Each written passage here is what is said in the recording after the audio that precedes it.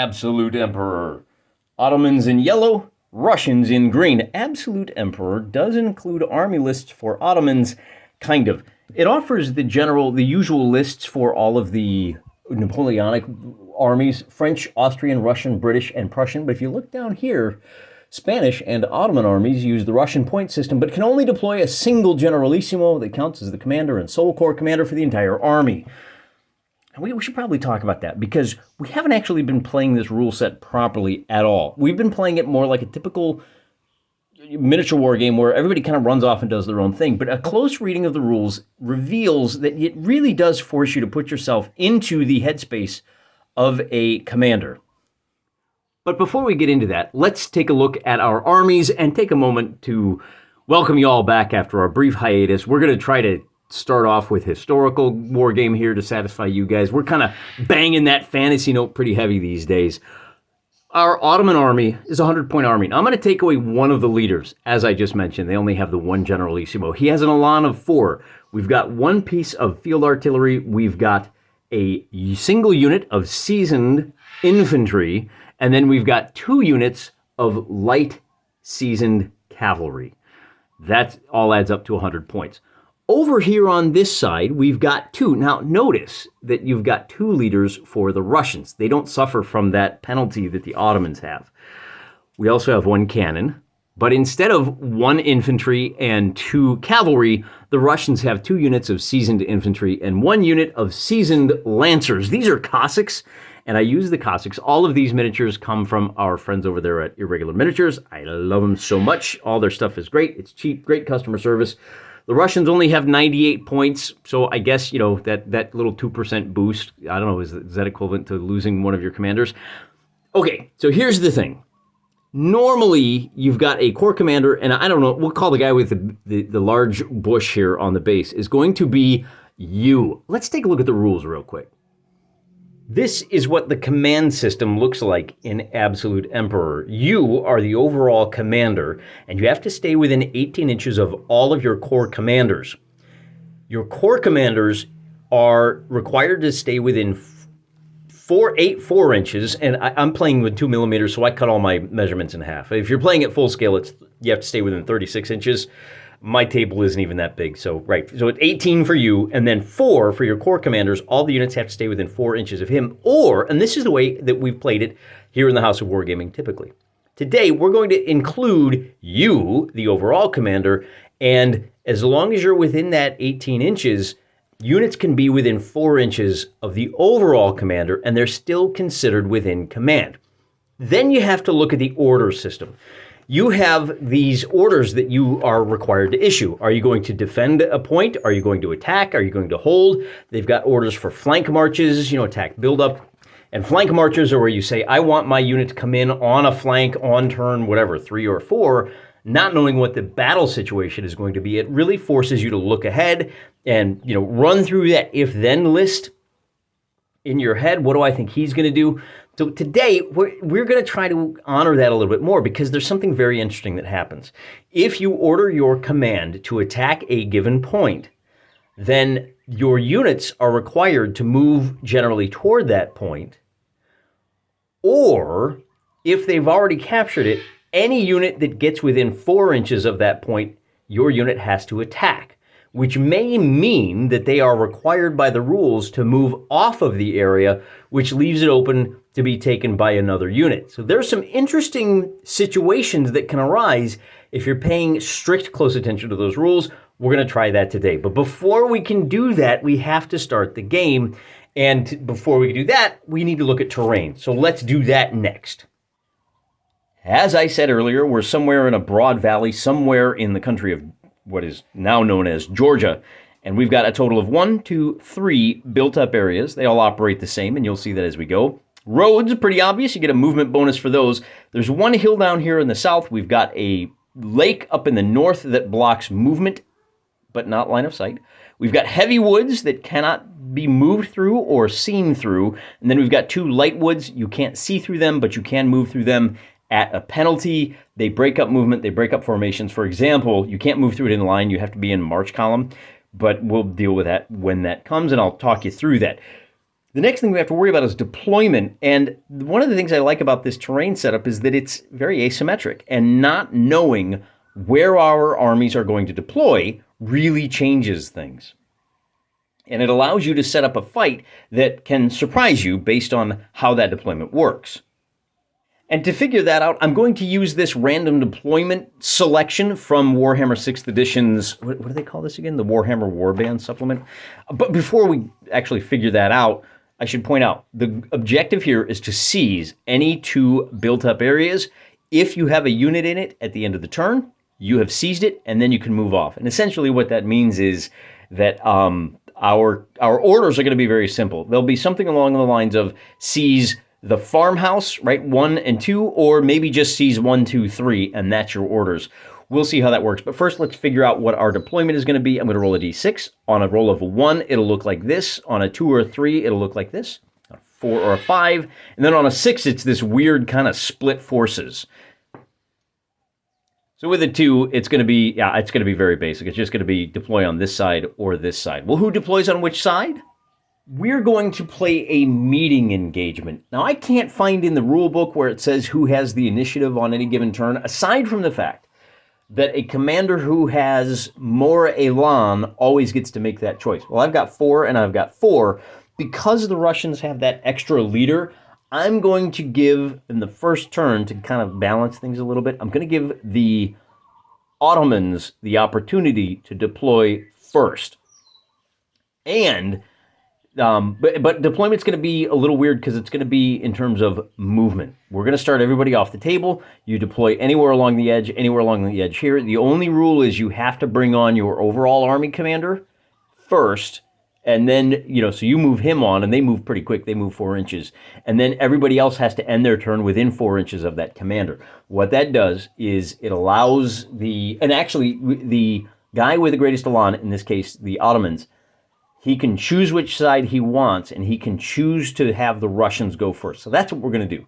And before we can actually make that choice, we have to decide what our strategy is going to be. And as a solo wargamer, to surprise myself, on a 1, 2, or 3, the strategy will be seize the nearest town and the farm. On a 4, 5, or a 6, the strategy will be seize 1, 2, 3, or 1, 2, 3 as the case may be. And I'm going to roll the dice, the green for the Russians. So the Ottomans have opted for, I want to seize 1 and then 2 and then move on and seize all 3. The Russians say, look, if I can seize this guy and then this guy, then I will hold those 2 until the end of the fight, and that's going to be it for me. And what that does is it allows me to go ahead and deploy my Russians. So in other words, and I guess we should probably talk a little bit about this. The actual turn order is going to go, your 4 M's. You have a command phase where you take care of some stuff, and then you do movement, shooting, charges, and combat. Now, of course, we're going to be far enough away that in this first turn, shooting, charges, and combat probably aren't going to factor, but we won't know until we actually do the moving. So here's the situation at the end of turn 1. By the way, we are going to play 8 turns. I do have a turn counter. Let's put it right down there. At the end of turn number 1, the Russians have moved up, and they've sent their overall commander with this unit of Cossacks. The corps commander is over here on your right as you look at it. Infantry moving along a road, if they're in march order, can move 6 inches. They're still a little ways away from the town. This is the artillery here, and that other infantry unit can only move 4 inches per turn. With the added flexibility, and here's where things get a little complicated. This is why I'm not entirely enamored of this rule set. Hey, the corps commander has to move towards this objective. Well, but wait a minute. What if we want to do like a flank attack? I'm sending these Cossacks around to delay, and, what do I have to? So I'm going to allow it. They're on the attack. They've sent their cavalry out to delay so we can grab these 2 units. The Ottomans have responded by bringing their infantry up along the road. They can seize this on turn number 2. They're going to be able to start bringing their cavalry up into action, and their artillery has moved here. Now, artillery get 2 actions. Those 2 actions can be move, limber, unlimber, or shoot. So by using both of their movement, this cannon can move 6 inches. They're actually faster than infantry. Surprise. This cavalry down, or this artillery down here, has not moved the full 6 inches. They're going to stay here in this defensible area. They have a range of 12 inches. I think like 3 inches is short range, which is canister, which is deadly. But we're going to stand back here, and we're going to start peppering these guys as they move up into that area. at least if we can kind of, again, the key here is to try to seize 2 of these built-up areas. So that's the end of turn number 1. And again, we're going to give the Ottomans, we'll advance our shot clock to turn number 2. And again, the Ottomans have the option of saying, I want you guys to go first because I want to react to your movement. Oh, we're watching a good friend of ours, Blue-Green Macaw, so she's not as quiet as my birds are. At the end of turn 2, things look like this. Nobody is within shooting range. Nobody is within charging range. Things are really going to heat up on turn 3. We're still getting into action. There haven't been any casualties. I forgot, infantry are only 3 bases per unit. Everybody has 8 hit points, if you will. So the fact that we went from 4 to 3, I just took the trailing unit off of each. The Russians have seized 1 town. The Ottomans have seized another. And as you can see, our cannons have now moved into position. They have, this cannon moved up a little further and became ready. It unlimbered. This unit here, we're going to turn it around to show that it has 2 actions. It limbered, I can never remember which way. I think it's unlimbered, which means you can shoot. And we're going to leave it facing the town so that in the shooting phase, oh, I lied, didn't I? So when we get to the shooting phase, we do have 1 shot.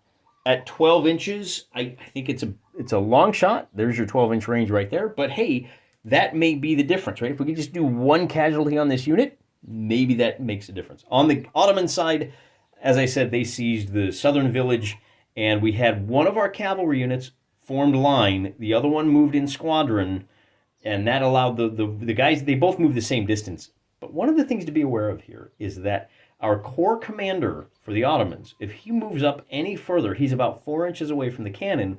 If he moves up any further, this cannon is going to have to limber and follow him. The cannon has to stay within 4 inches. So that really is what's hamstringing the Ottomans. I'm sure if they had their second leader, he would park down here, and then these guys could all move up in a swarm, kind of like we've got this little detachment over here on the part of the Russians. But we don't, as I said. So we do got to figure out what happens with this cannon shot.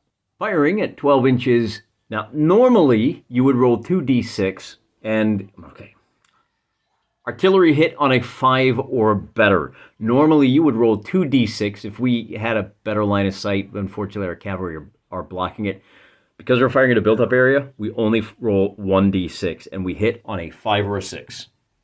So the Ottomans hit, and I'm going to put a casualty marker on this unit right here. I use a little red die to mark how many wounds a unit has suffered. When a unit suffers its 5th wound, it will suffer degradation in its ability to act. Everybody on the table is seasoned. Everybody is going to be successful on their die rolls on a 4 or better until they take that 5th hit, and then they will only succeed on a 5 or better, excepting the artillery, of course. The other thing is if you take 2 hits in the shooting phase, you're halted. 4 hits in a shooting phase, you're disordered. In a combat phase, 3 hits will force a unit to recoil. But we'll get to that when we get to that. We are now on to turn number 3, and we don't have any morale effects we got to deal with. So once again, because the Elan are the way they are, the Ottomans tell the Russians, I would like to see you move. Order they want. So what they've done is they've brought their first unit of light cavalry up to block the Cossacks. And then they have to bring their infantry out. They are still under orders to attack the farm now.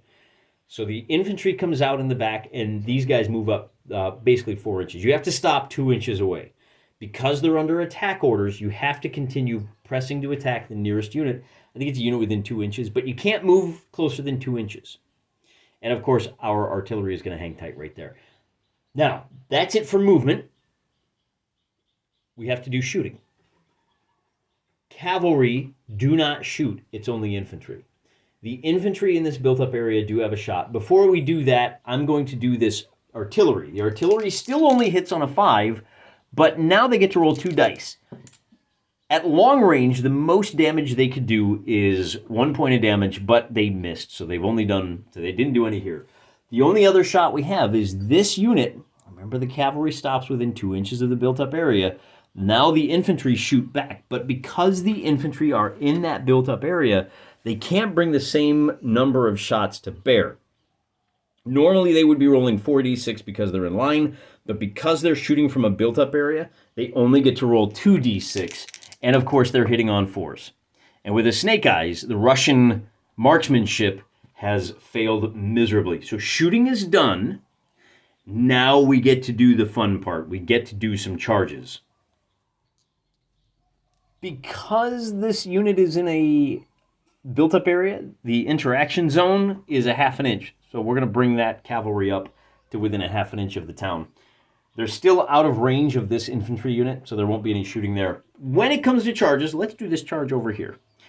If the unit is near enough that it can countercharge, both units have to roll a d6. I'm going to roll a d6 for the Russians, a green one for Russians, yellow for the Ottomans.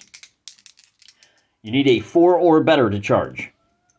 So both units charge. We're going to move them. We're going to split the difference, and we're just going to line them up. We're going to take advantage of, yeah, it's a little bit of a bleak movement, but it's okay, right? It's representative. So they've now come into contact. Now, here's a good question for you. Does our infantry unit have to charge out of the built-up area? I don't know. If they're on defend orders, no, they don't. And that's what we've seen before with the Battle of Bumville. But for a situation like this where they are under attack orders, but they were under attack orders to attack the farm, so I don't know whether they are forced to leave the farm or not.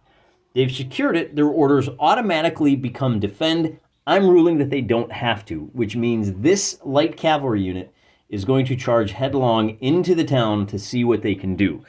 So we've done all the movement. Now we got to talk about combat.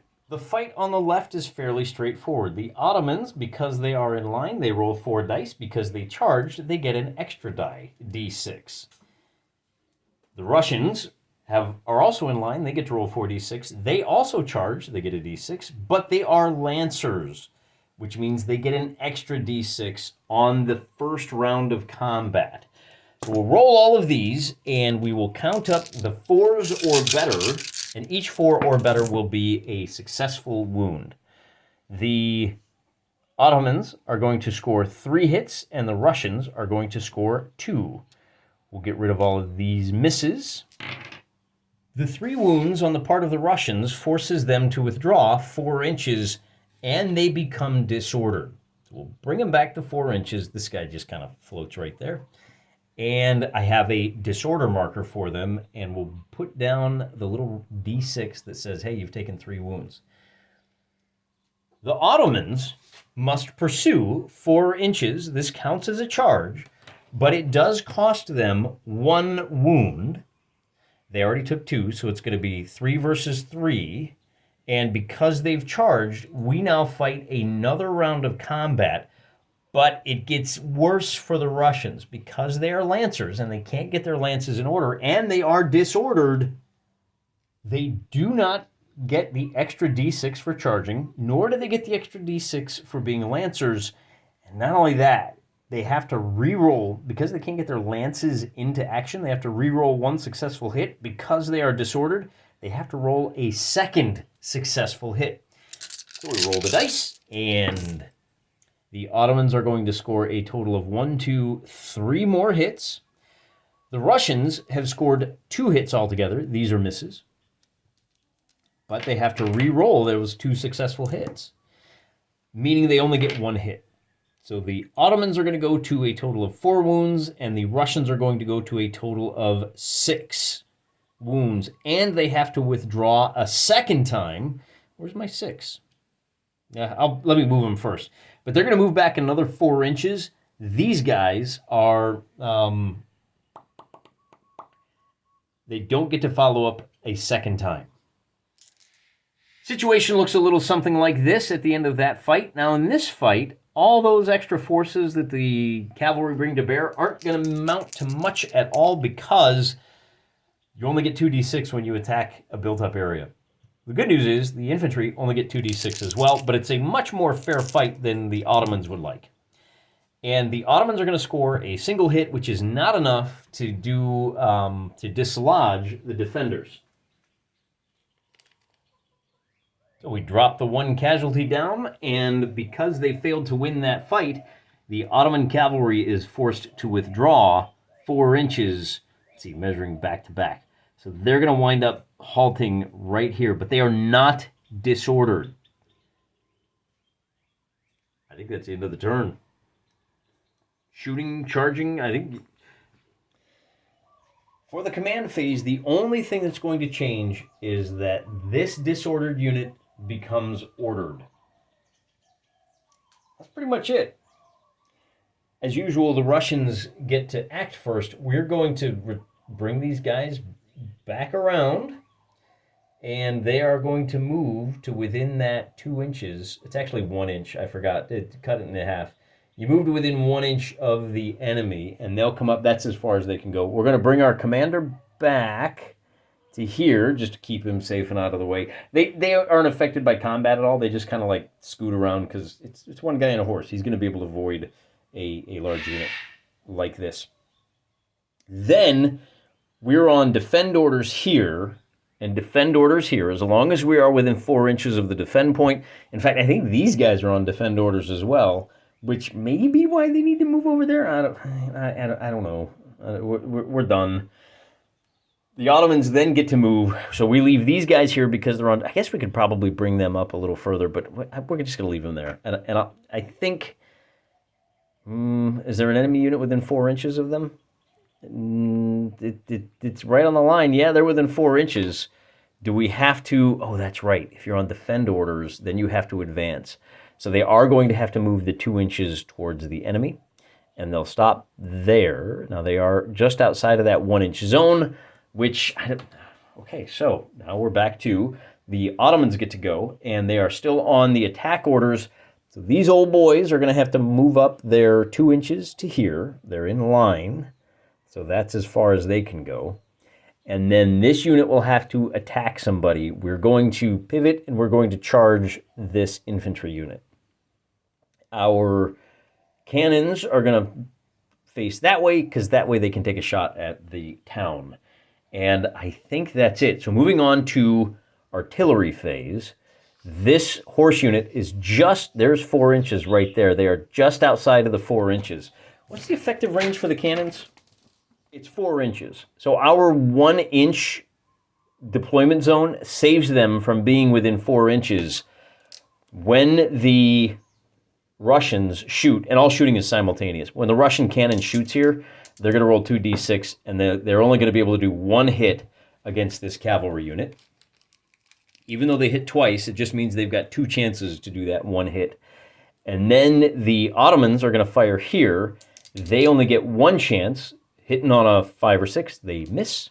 And then do we have any? Oh, and then our infantry unit gets to shoot at the cavalry unit. And because they are in line, because they're fresh, infantry shooting, their range is 2 inches. They roll 4d6, hitting on 4s. They get a pair of hits. That's going to put the cavalry at 3. And because they took 2 hits, they are halted. Oh, that's not good for them. You know, I forgot the white tabs are for halted. The red tabs are for disordered. And you know what that means? Oh, that changes things. The Russians are going to spend 1 elan. The disordered unit goes to halted. Spending an elan puts the Russians at 3, but it means this unit becomes fresh. Well, they go from halted to not halted, and they can actually come up and get close to these guys. And these guys, of course, did want to charge because they think they can beat the Lancers. So we've now done, have we done all of the shooting? The guys in the built-up area are, is that 2 inches? I got to roll on a 1, 2, 3. They can take the shot. They can take the shot. So because they're only going to get to roll 2 dice, but they may get another hit. Oh, look at that. They get 2 more hits on this guy. That's a total of 4 hits, putting this cavalry unit at 5.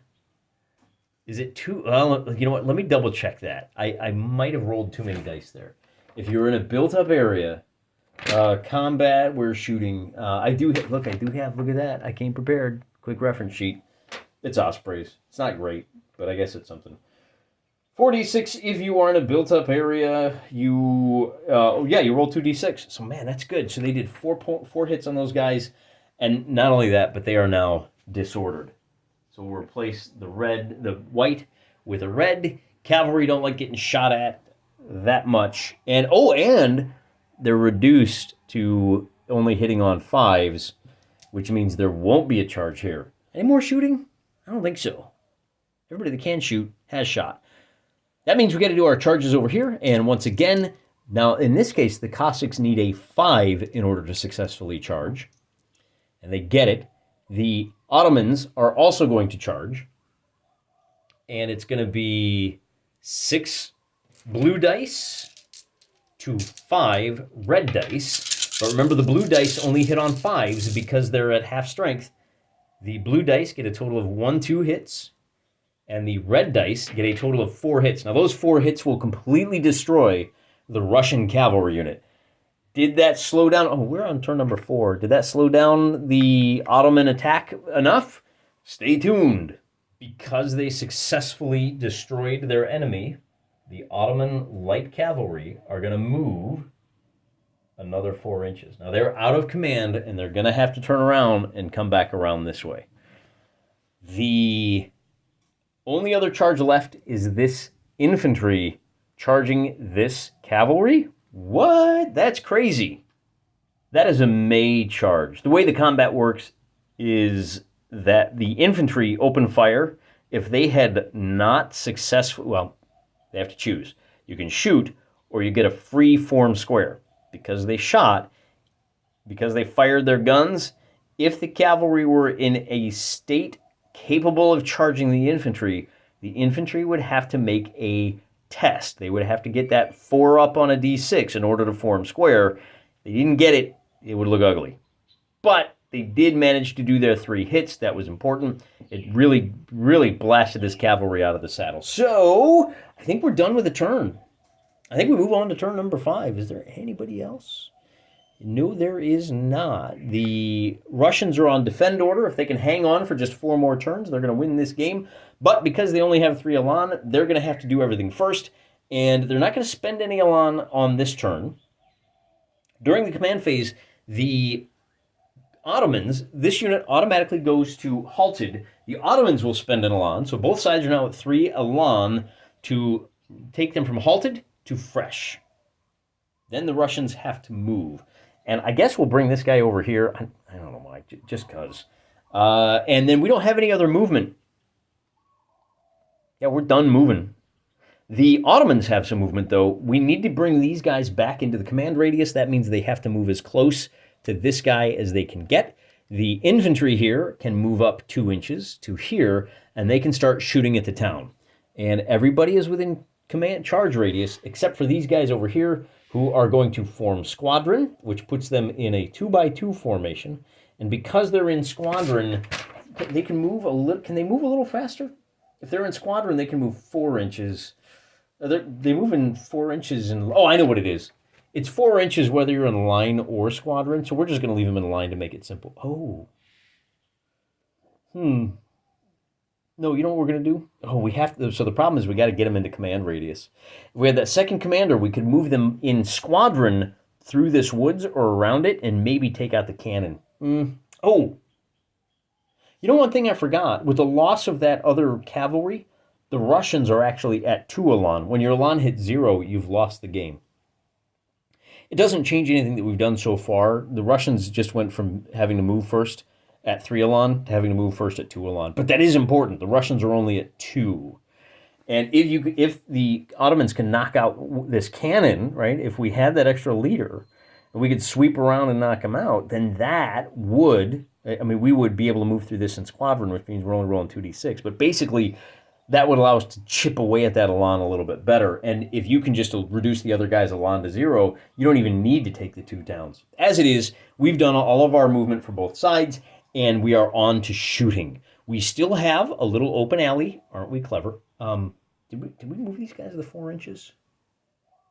I feel like I didn't move them far enough. I guess we did. Okay, so we're going to do some shooting. And the Ottomans are going to say, you know what, then because the Ottomans have the greater elan, they get to decide, we're going to move from this direction, we're going to go straight across the board. Remember, all effects are simultaneous. So the fact that these guys are firing at a built-up area, and the built-up area can fire out of both sides. So we're going to be firing 2d6 versus 2d6.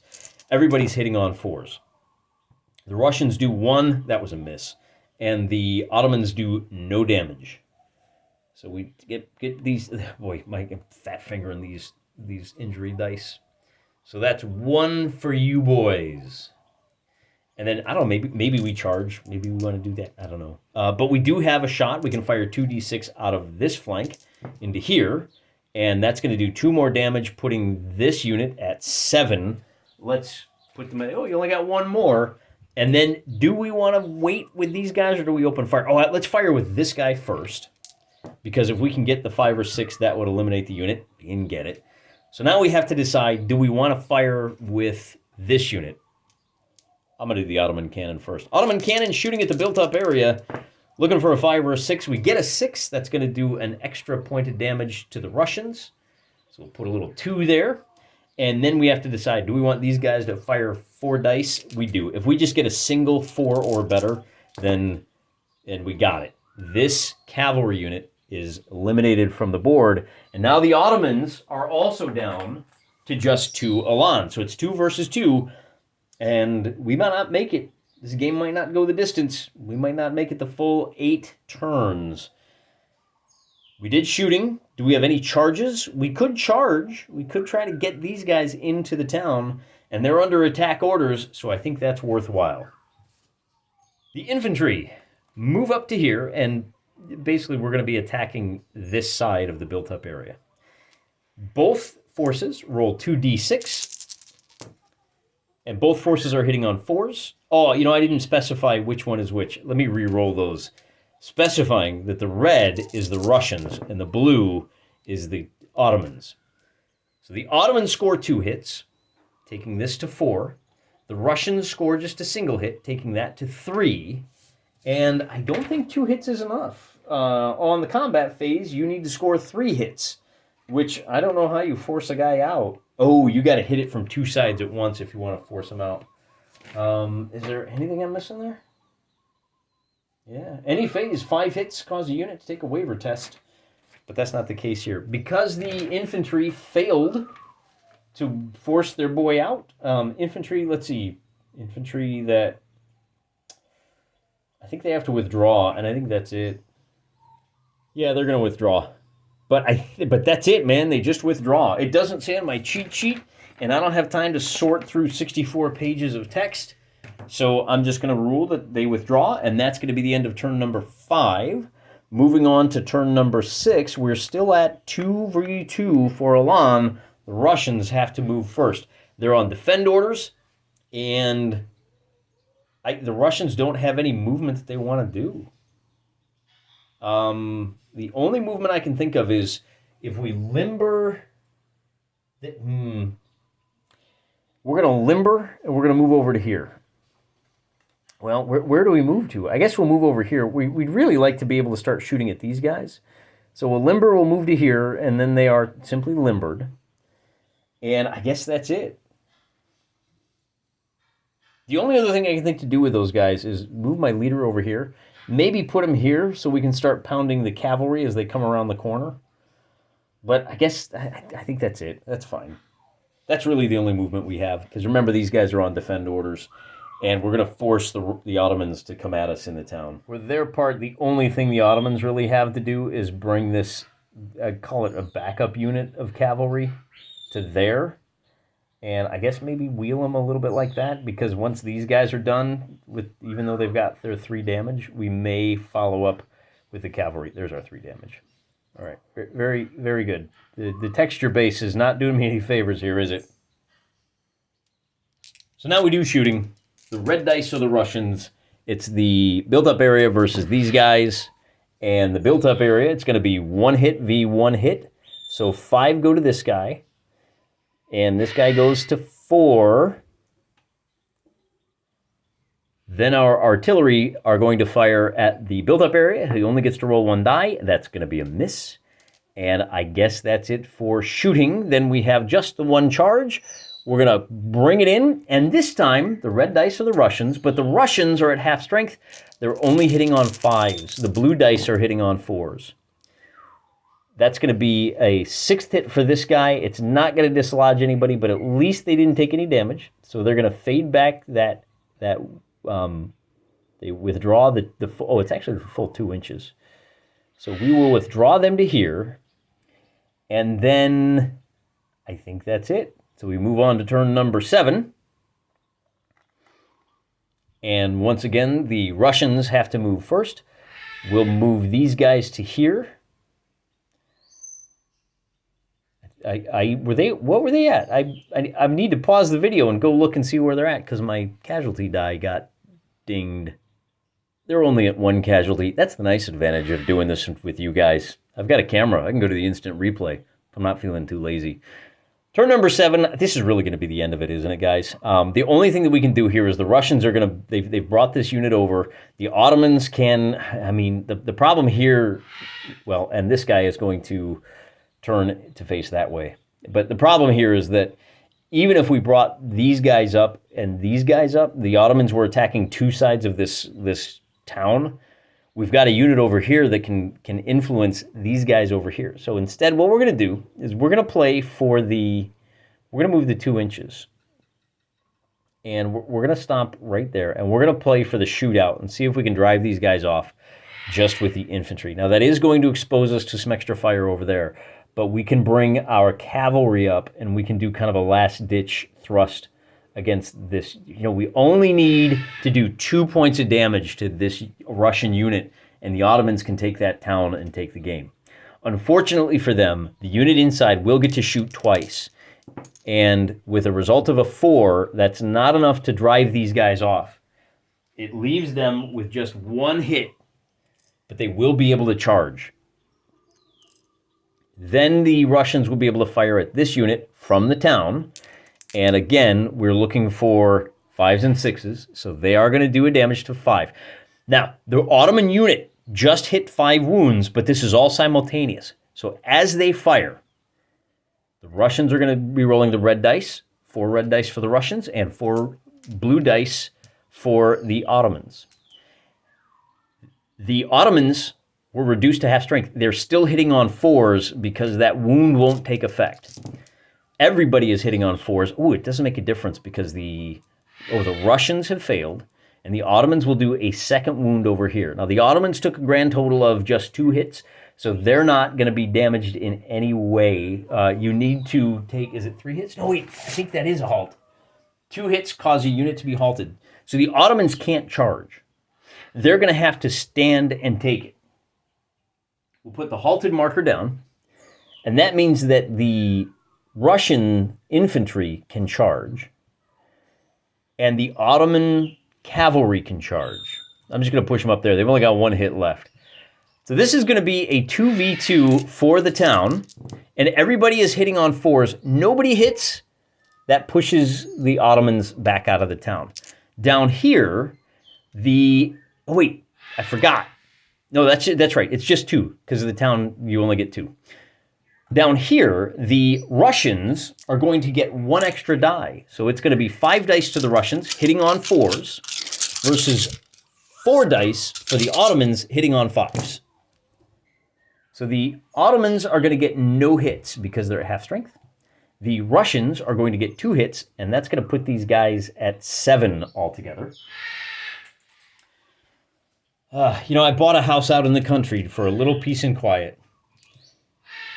And then my wife decided she wanted to have 5 parrots in the house. So one of the great ironies of my life is buying a house somewhere in the countryside for a little peace and quiet. And then these guys, just so that we can afford to not have peace and quiet. Go figure. And then these guys are forced to withdraw because I think they took more wounds. I mean, I kind of think this game is over. We didn't eliminate any units now. So we move on to turn number 8. And it looks like the Ottomans are going to have 1 last chance. Well, are they? The Ottomans get to choose, remember. We're still at 2 elan for both forces. So the Ottomans, well, we're going to take our 2 shots here. Oh, the cannon is going to fire at the Russians. And that cannon is going to get no successes. This cannon does not have line of sight. But we can fire 2 shots here and 2 shots here. So we'll fire 2 shots at the Ottoman infantry, and if we get a 5, this infantry is eliminated. We fire 2 shots here, and we didn't get to 5. The Ottomans are down to just 1 elan. The Ottomans now charge into combat here, and the Russians are red. Everybody's hitting on 5s. If the Russians can get just the one hit, that will eliminate this unit. That's the second unit. And the Ottomans now are down. And look, these guys go to 7 because they took the one hit. The Ottomans are now eliminated. Their Elan is down to 0. The only unit they have is this artillery up here. The leader is going to take that artillery and run back down south of the border. And Georgia has been saved by the Russians. It remains within the Russian sphere of influence. Don't mess with the Russians. They don't do anything pretty. It's like the football coach said. Just win, baby. All they do is win. Don't mess with the Ruskies. Kind of a fun game. A little bit of movement, kind of feels like we did a nice, big, giant fight. We had a little bit of that Napoleonic rock, paper, scissors. A little bit of cavalry. We didn't see any squares formed, but that's because the Russian shooting just really pulled it out in the clinch. Kind of a fun game. Highly recommend it. A lot of fun, I think. If you've got a full afternoon and you want to do like 3 Corps commanders, you can do some great things with it. That's all I got for you today. Till next time, I'm praying for you.